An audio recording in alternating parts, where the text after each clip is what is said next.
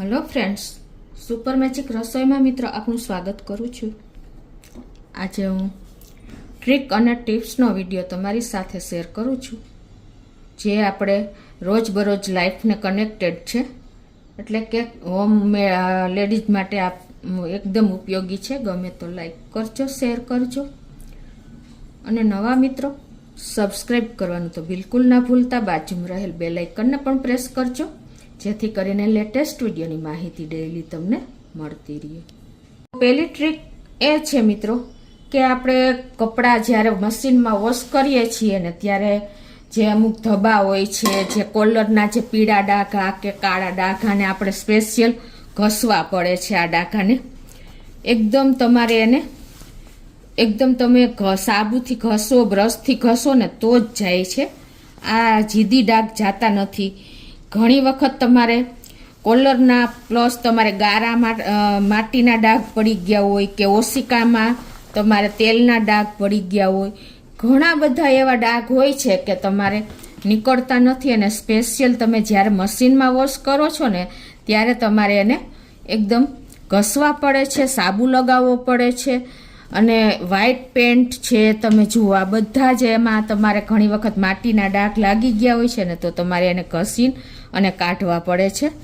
તો આજે એના માટે તમારે કોઈ જાતની મહેનત કર્યા વગર એકદમ તમારે સાફ સુથરા કપડાં જોતા હોય ને તો એના માટે તમારે શું કરવાનું ખબર છે કે અને ખાસ કરીને ચોમાસામાં આપણે જ્યારે કપડાં વોશ કરીએ છીએ ને ત્યારે વાતાવરણ એકદમ મોઇસ્ચર એટલે કે ભેજવાળું, તડકો નથી નીકળતો, ત્યારે આપણે કપડામાં એક સ્મેલ આવે છે અને કપડામાં વાસ પણ આવે છે।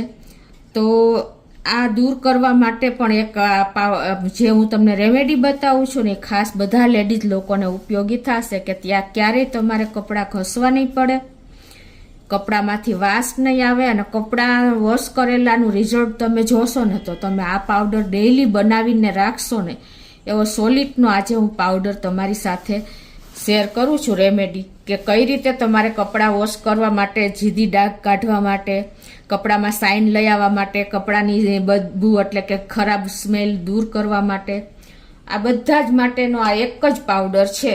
તો એમાં તમારે શું કરવાનું છે કે પહેલા તો આપણે 1 ચમચી મીઠું નાખી દેશું।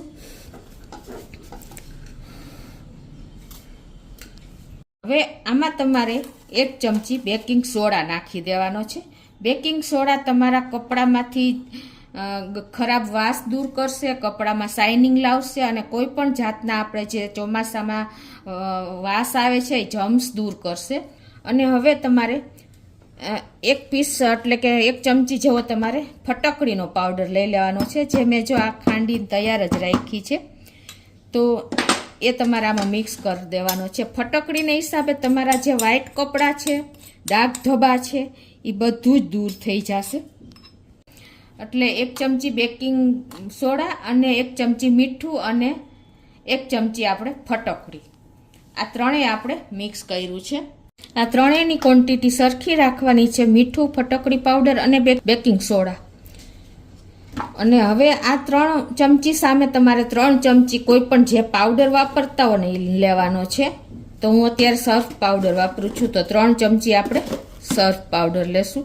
જો તમારે આ પાવડર મિક્સ કરીને રાખવો હોય ને તો પણ તમે રાખી શકો છો અને આ રીતે તમારે કપડાની ક્વોન્ટિટી પ્રમાણે તૈયાર કરવો હોય ને તો આ પરફેક્ટ માપ લેવાનું છે, એટલે એનું રિઝલ્ટ તમે ક્યારે તમારે કપડાના ડાઘ દૂર થઈ જશે, ક્યારે ઘસવા નહીં પડે, કપડામાં શાઇન આવી જશે, એકદમ સરસ તમારા કપડાનું રિઝલ્ટ તમે અચંબામાં પડી જાઓ ને એટલું સરસ મળશે।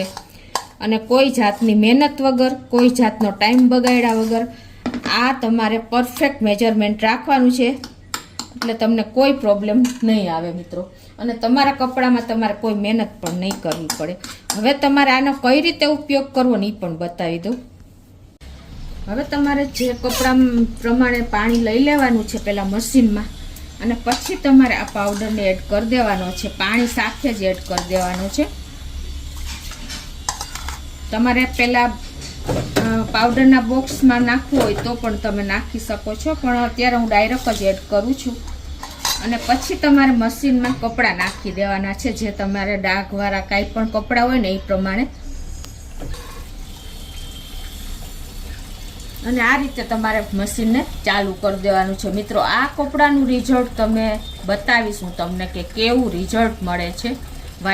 તો મિત્રો જો મેં કપડાને ડ્રાય કરીને અને તમને બતાવું છું કે કેવા કપડાં થયા છે. જુઓ, અત્યારે તમારા શર્ટનો કલર જુઓ છે ને એકદમ વ્હાઈટ, જરા પણ ડાઘ પણ નથી રહ્યા, અને એવો ને એવો એકદમ સરસ બધો જીદી ડાઘ પણ દૂર થઈ ગયા છે કોઈ મહેનત વગર.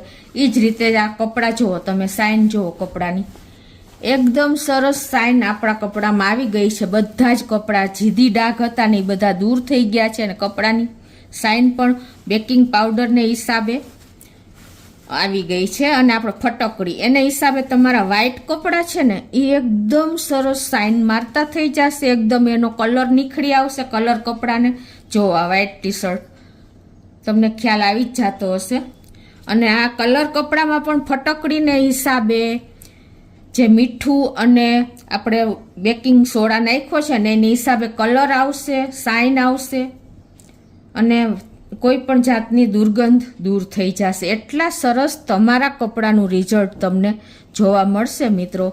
તો આ એક તમે મેજિકલ પાવડર બનાવીને રાખશો ને તો કલર કપડાનો નિખાર આવશે, વ્હાઈટ કપડાં એકદમ સાઇન મારશે, બ્રાઇટનેસ આવી જશે, અને તમે ક્યારેય ટેન્શનમાં નહીં રહ્યો કપડાં બાબતમાં. એવું સરસ તમારા વોશિંગ મશીનમાં કપડાં ધોશો ને તો પણ એટલું જ સરસ રિઝલ્ટ તમને મળશે. જુઓ મિત્રો છે ને.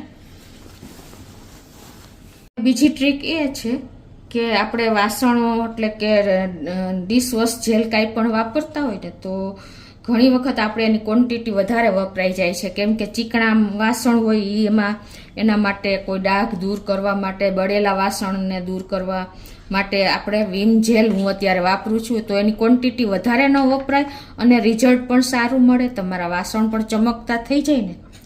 એના માટેનો એક આઈડિયા શેર કરું છું કે તો તમે જે આપણે વિમ જેલની ક્વોન્ટિટી હોય ને એનાથી ડબલ તમારે આ કામ લાગશે, એટલે કે ડબલ ક્વોન્ટિટી થઈ જશે અને એનું રિઝલ્ટ પણ એટલું જ એટલું જ આપશે.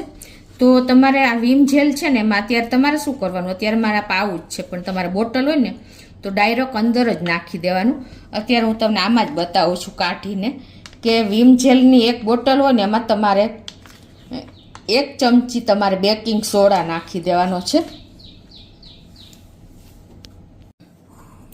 તો આનાથી તમારે ટાઈમ પણ બચશે અને વપરાશ પણ ઓછો થશે અને રિઝલ્ટ પણ મળશે. તો તમારે એક બોટલ હોય ને 1 લીટરની બોટલ, એમાં તમારે 1 થી 1.5 ચમચી જેવો બેકિંગ સોડા નાખી દેવાનો, અને એમાં તમારે 1 ચમચી જેવું 1 થી 2 ચમચી જેવું વિનેગર નાખી દેવાનું. જે વિમ જેલની બોટલ હોય કે પાઉચ હોય તમારે આ મિક્સ કરી દેશો ને એટલે ગમે એવા ઓઇલના ડાઘ, જીદી ડાઘ, બળેલા વાસણ પણ તમારે કમ ક્વોન્ટિટીમાં સાફ થઈ જશે. આ ડિશવોશ જેલ એટલું કામ કરે છે. વિનેગર અને વિમ જેલ, ડિશવોશ જેલ એટલે કે આ તમે નાખીને અને આ લિક્વિડ તમે તૈયાર રાખશો ને એટલે તમારા વાસણનું રિઝલ્ટ, તમે ચમકતા વાસણ તમને જોવા મળશે અને એની ક્વોન્ટિટી તમારા પૈસાનો પણ બચાવ થશે અને એકદમ સરસ તમારું ડિશવોશ જેલ તૈયાર થઈ જશે.